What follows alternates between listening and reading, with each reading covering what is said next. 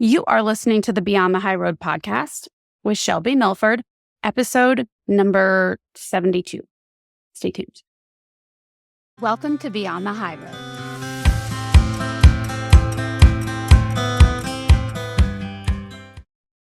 Hi, you guys. This ants in my pants right now. I'm a little wiggly. So, had an interesting chain of events, I guess you could call them, ever since recording last week's episode. If you guys remember, if you listened, it was all about acceptance versus giving in. The very moment that I was recording that episode, my ex just so happened to be sending an email in response to the story that I was telling you last week. In that email, he had said that basically, nearly 17 years old. She's been doing these Zoom calls for a long period of time and has decided that she doesn't want to do them anymore. She has known since the age of 12 that she can go in front of a judge and make it known how she feels about our custody arrangement and how she feels about the quality of her relationship with her mother, as she hasn't been alone with her or in her care since she was 6 or 7 years old. She lived with me till she was 9.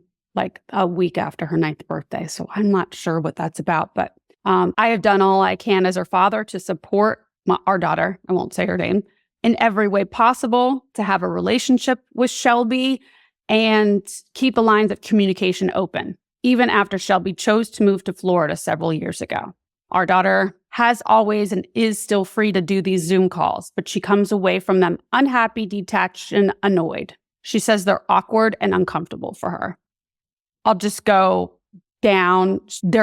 He's throwing out accusations about the way that I speak to her while we're on the calls, that I admonish her, demand that she shuts the door, respect her privacy, very uncomfortable. Anyway, so just all of these things, right? And then at this point, I just don't think she feels a connection with her or likes the way Shelby talks to her. I don't know what else to say. I'm hoping when she's 18 and an adult, Shelby can attempt to repair this relationship with her without a third party, but that will be ultimately up to the two of them. So, in a nutshell, my daughter's father ended all future communication between my daughter and I. She is 16, she'll be 17 on June 1st.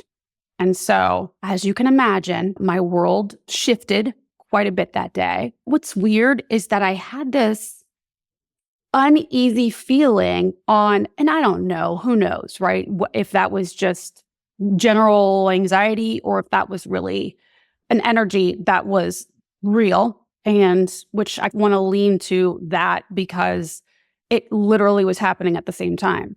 And I had that feeling pretty much all day Tuesday before I even saw this email, this thread between the supervisor and my ex. And so thank God for the supervisor, because we have a working relationship and she understands what's going on. And so here I am broadcasting it to the world, but I think she has understood and feels for the situation and knows what the fuck is up, right? What's going on.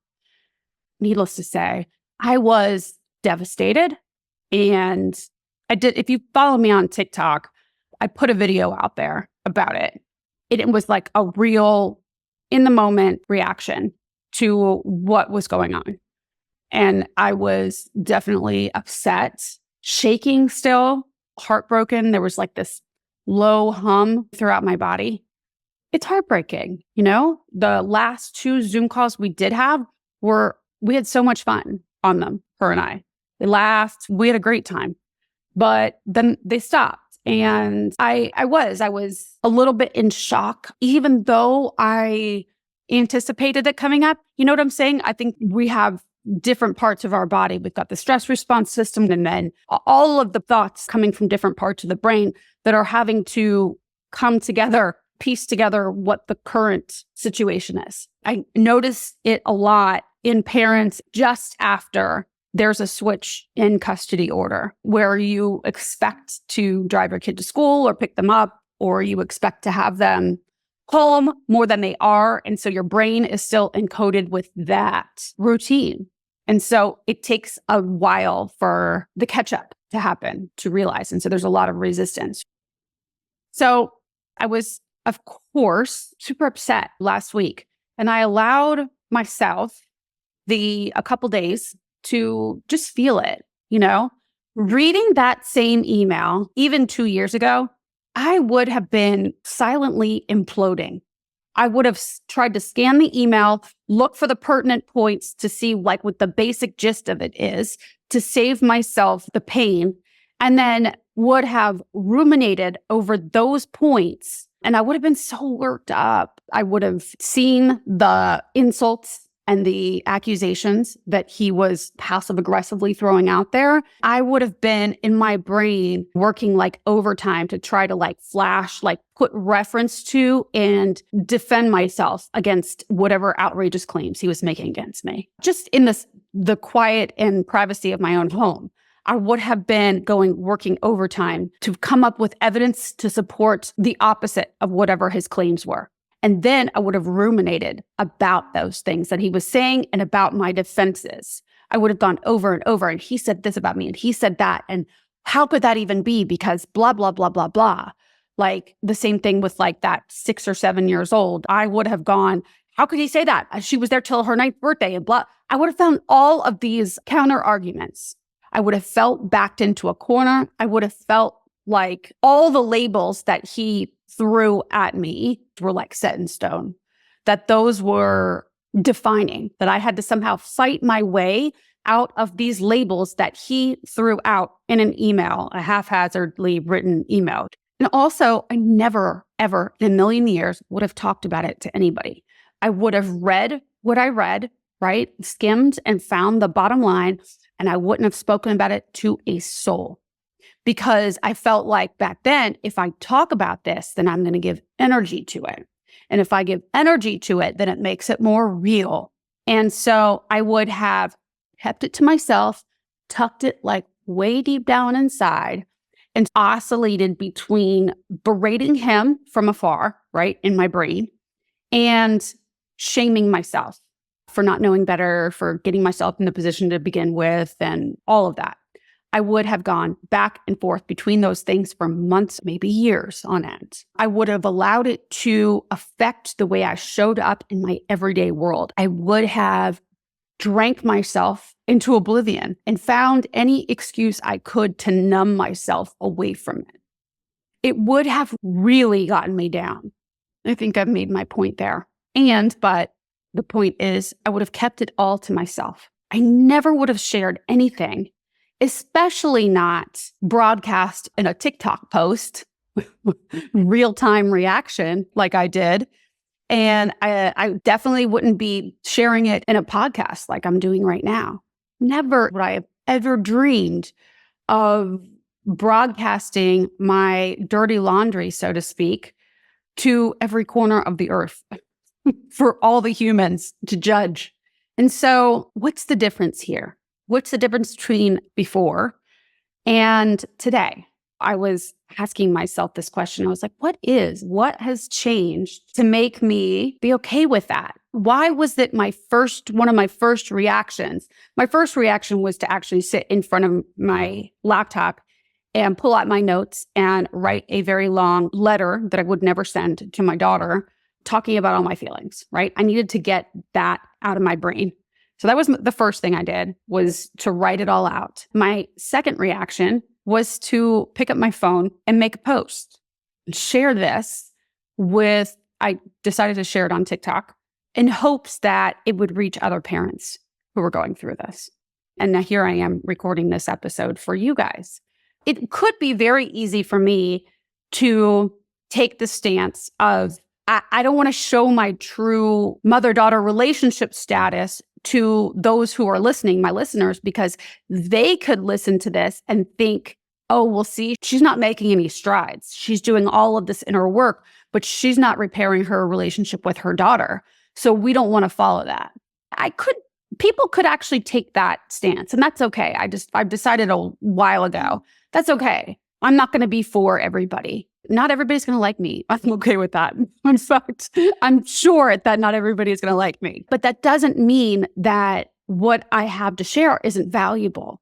And so that's what I think the difference is between then and now. It's like, I think I'm so clear on my mission and my why that the other stuff doesn't bother me. Like everybody fears being judged, but that doesn't drive me anymore. And it doesn't pull me off my path. Where before I would have been horrified. I would have shuddered at the thought of putting myself out there, getting vulnerable with whoever happened to scroll by my Instagram reel or TikTok and see this mom that must have done something wrong to be in this position where her daughter doesn't want to have a relationship with her anymore. You know what I'm saying? And so today, I'm 100% willing to sacrifice and to chance that there are going to be people that think that. There are going to be people that judge. There are going to be people that I am not for, right? I am not their cup of tea. That is okay. Because my main mission, my goal is to help parents who are like me, parents who are struggling and grieving the lack of communication and the lack of active memory making with their children who they love so dearly. Devoted parents who would give anything to spend 5 minutes in a room with their kid just to feel connected, a part of, and considered by their children. Those are the parents that I want to connect with. Parents that feel like they are stuck and can't get over their own negative thinking because of the loss they're experiencing with their kids, but they desperately want to create something bigger with their lives. Those are the parents that I want to help. So anybody else can just scroll on by. My desire to show other parents how to rewrite their past in their mind, rewrite their own narrative of themselves, their lives, and upgrade their story about what is possible for them is so much greater than saving some face. You may not know exactly what your mission is right now, today, in this moment.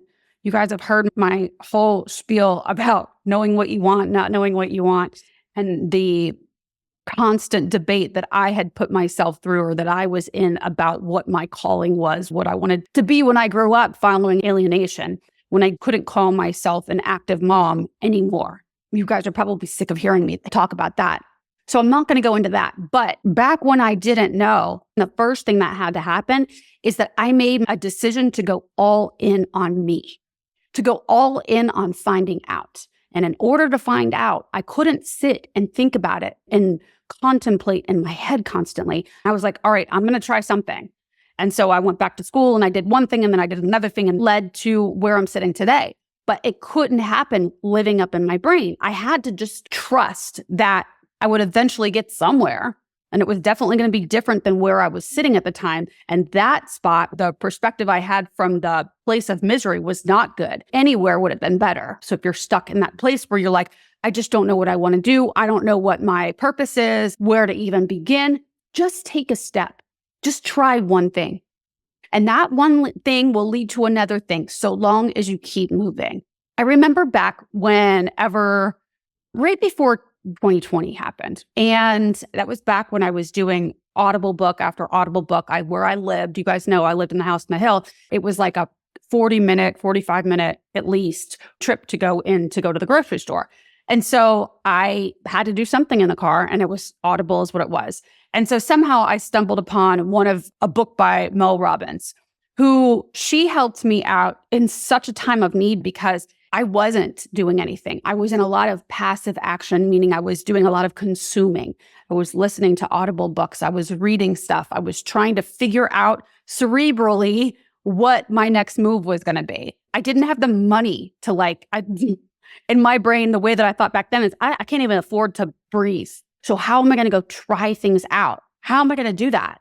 I don't have the money to try anything. But Mel Robbins, it may have been her 5, 4, 3, 2, 1 book, that one, or it might have been another one of hers, but she was like, just try something.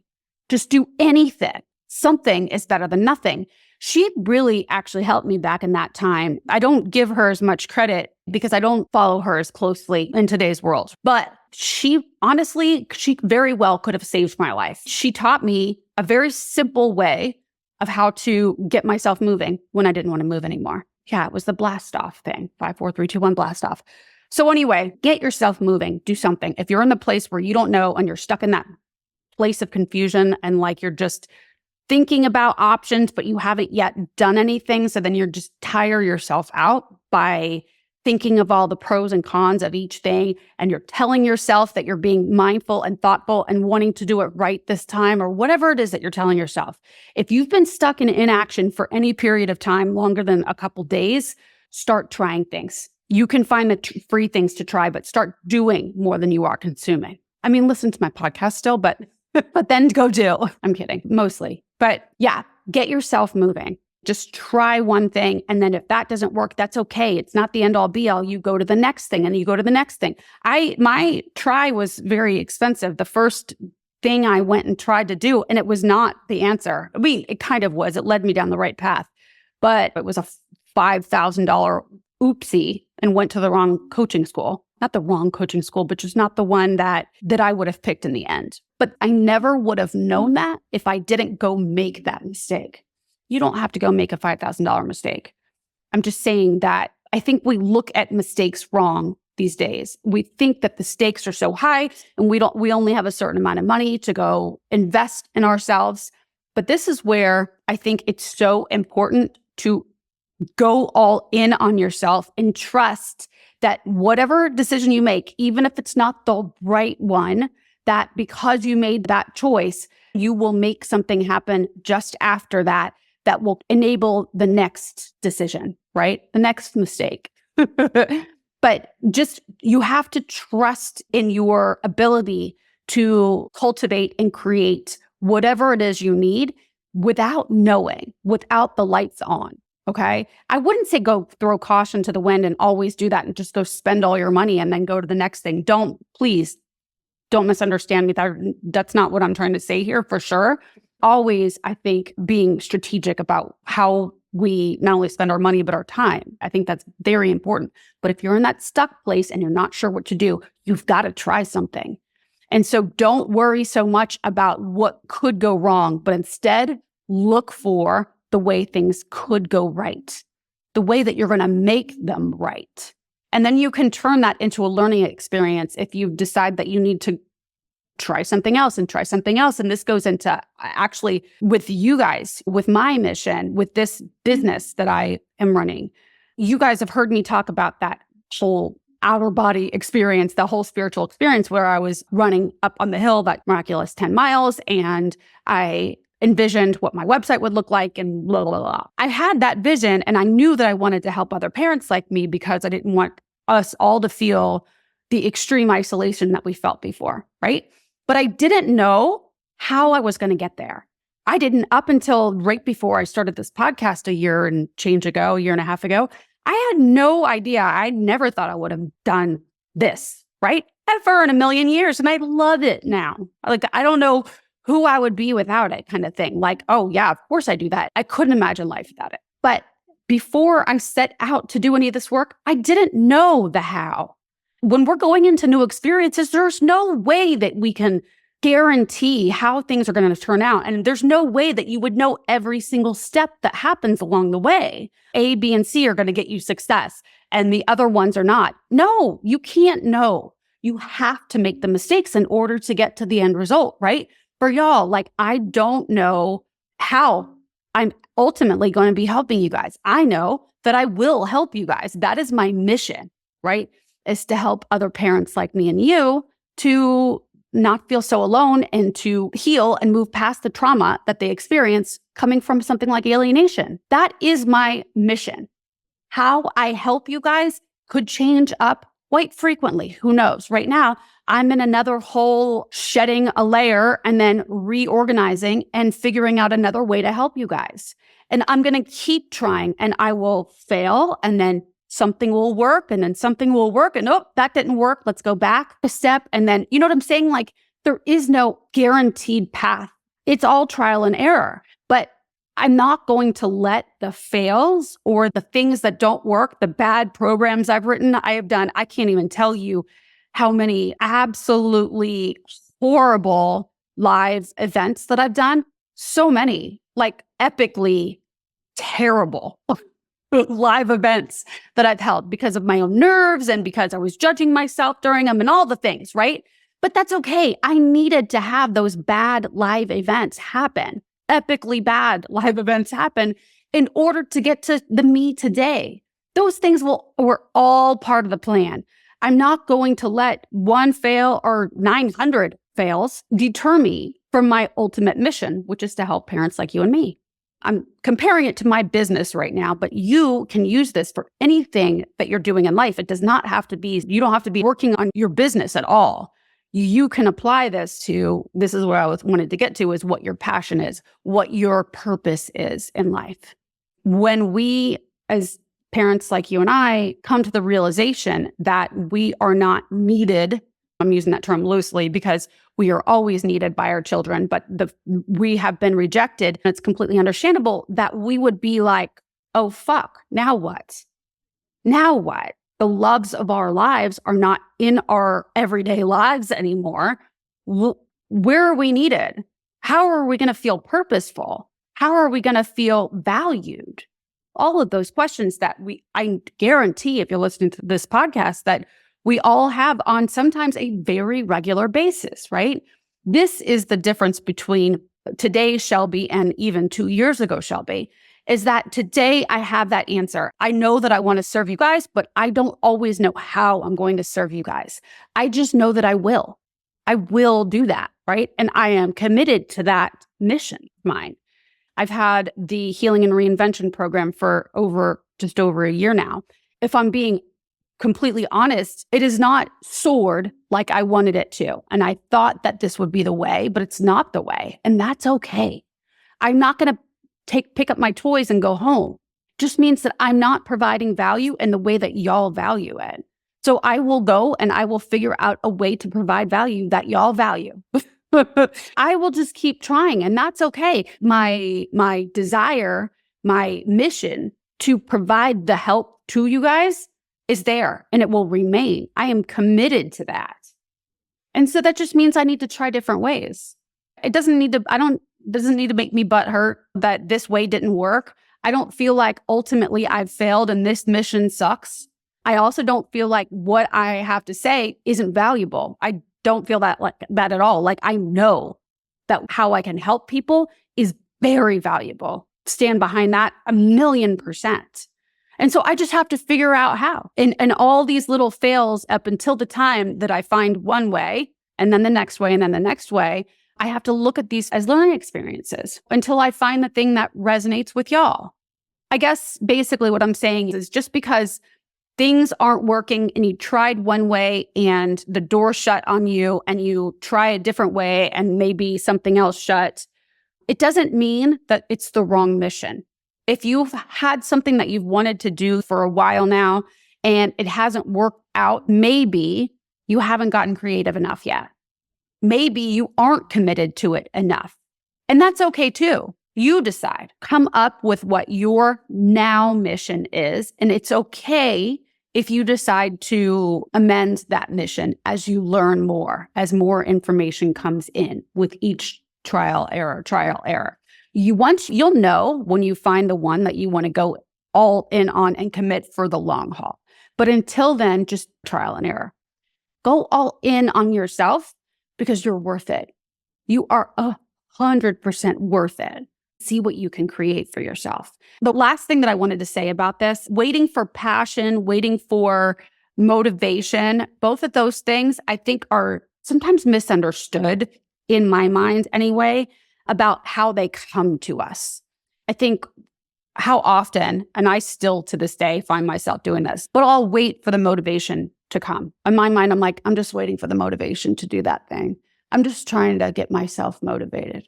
Just trying to get myself motivated to walk over there and get my cup of coffee. I'm trying to get the motivation to write this chapter. But motivation almost always doesn't come before you do the thing.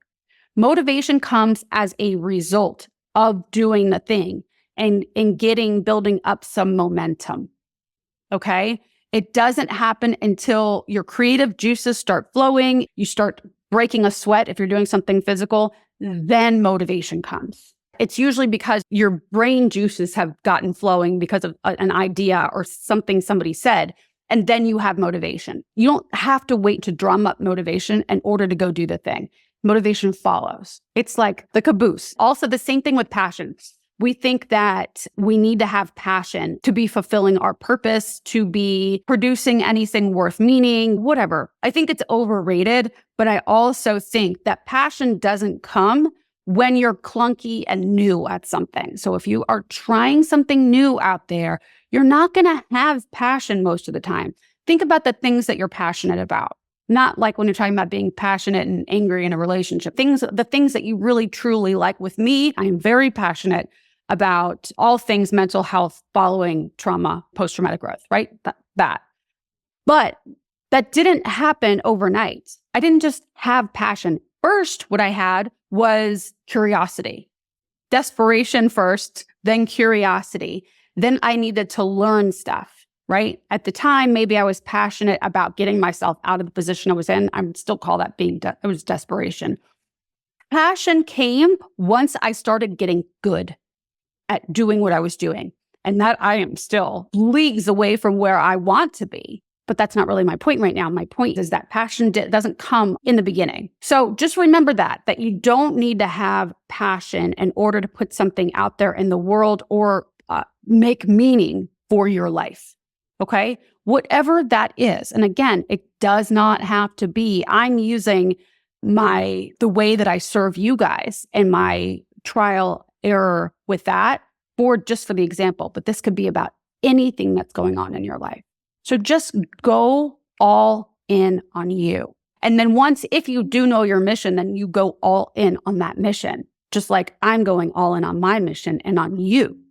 If you're trying things out and you've got that fear of judgment, the fear of people laughing or saying, oh, what were they thinking? Who do they think they are trying to do that? I get you. I was there. And that's the difference between 2 years ago and today. Reading the letter that my ex wrote to me, or to the supervisor, the difference between that Shelby and today Shelby is that it's okay if other people don't value me. It's okay that he doesn't value me. I know that already, right? It's even okay that currently my daughter doesn't value me. It's okay. And maybe she does. I don't know. But it's okay because I value me. And I know that what I have to offer is valuable. It is infinitely valuable, right? But only to the people that find it valuable, my people. And same with you. So when I got over myself, and I don't mean that rudely, but when I got over myself and stopped worrying about trying to please and appeal to all the people, and I still have a lot of work to do on this, even when it comes to wanting to appeal to my own darling daughter, it's okay. I know that me trying to mold myself to fit some version of me that's not me, that's somebody else wants of me, isn't going to turn out well. Me trying to please everybody is not going to work. It's only going to cause me to burn out and stay in a cyclone of inaction, sitting smack in the middle of that, doing nothing, thinking about all the things I'm not. And how can I be the person that they like, or they like, or they like, or they like? It doesn't work. The bottom line of all of this is when you accept you, then the rest of the stuff falls in place. But honestly, if somebody would have given me that answer back, a few years ago, I would have been like, okay, there's nothing actionable about saying you need to learn how to accept yourself. What it is the action of getting up and trying things.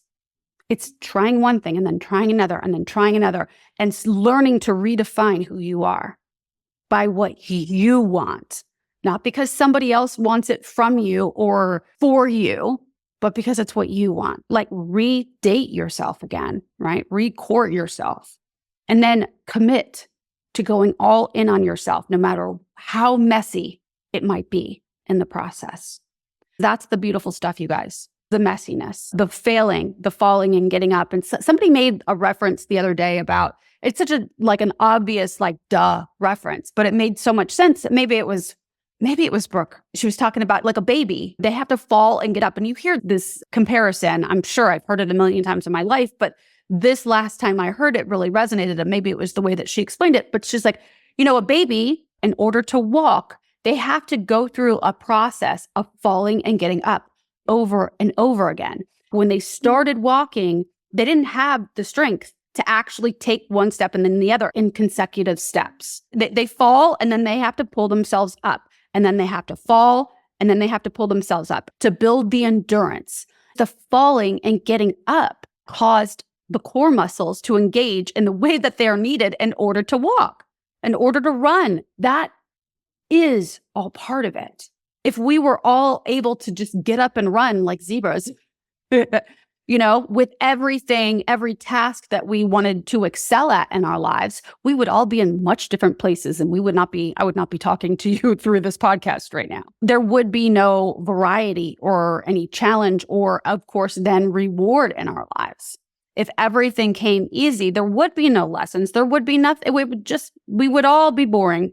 We would all be excellent at everything and incredibly bored. Anyway, the falls and the getting up and learning from the last fall and then trying again, and then the steps and then the falling and getting up, it's all part of it. They're not setbacks. Anytime you run into a wall and you're like, it must just mean that I'm not supposed to do this for this can't be the mission. No, stay on your path. Stay on the path. Keep trying different ways. It doesn't mean that you're not supposed to do it. I hear what's coming to me right now is like, if you ever listen to Abraham Hicks, she talks about taking the path of least resistance. And I'm not refuting that. Is that the right word? I'm not arguing with that. But I also think that there's a difference between being in resistance to reality and bettering yourself in order to create your life ahead. You cannot create something new for yourself. I don't care what we're talking about here. You cannot learn something new and not have resistance, or else it wouldn't be learning. You know what I'm saying? So the path of least resistance, I get it, but it's separate from what we're talking about today. I think that everything needs to be considered together in order to come up with your own philosophy for how you want to live. The resistance has to be there in order to get to new heights. Learn from the mistakes. Doesn't mean just because you've made mistakes and just because you've fallen, just because you've hit a wall, a dead end, so you think, doesn't mean that you're supposed to quit now. It just means you have to get creative. It just means that you have to look at your thinking and decide how it is that you are going to make this happen if this is what you're committed to. Okay? All right. Now I think I've beat a dead horse. I'm going to go. Just because if you're in the situation where I'm in, which probably all of you are, but where your kids have told you they don't want to have any contact with you right now or whatever they've said to you, and you're questioning what it is your purpose is in life. They're not the only ones. I know. I mean, I love my daughter like with every part of my being, right? But their opinion is not why we're here on this world. We have to create value that we value before anybody else will ever even consider valuing it. Nothing is forever. Nothing is forever. And your kids, if you are in the place where if you're feeling down, if you're feeling sad, if you're feeling like your life is lacking meaning, I get it. But you create the meaning. It's not meaningful. Your life isn't meaningful because somebody else says it is. It's meaningful because of the story that you have about your life. And if you don't like the current story, then go out there and change it. Start trying shit, okay? Go all in on you. All right, you guys, have a lovely week. Thanks so much for listening today, guys. I'm honored that you chose to share your time with me. If you like what you've been hearing and you want more, come join me in the new monthly membership, where we take the concepts that you hear about here and using a logical framework, you learn to apply them to your specific situations, upgrading your thoughts and your life, even while experiencing the grief of alienation. For more information, go to beyondthehighroad.com. See you soon.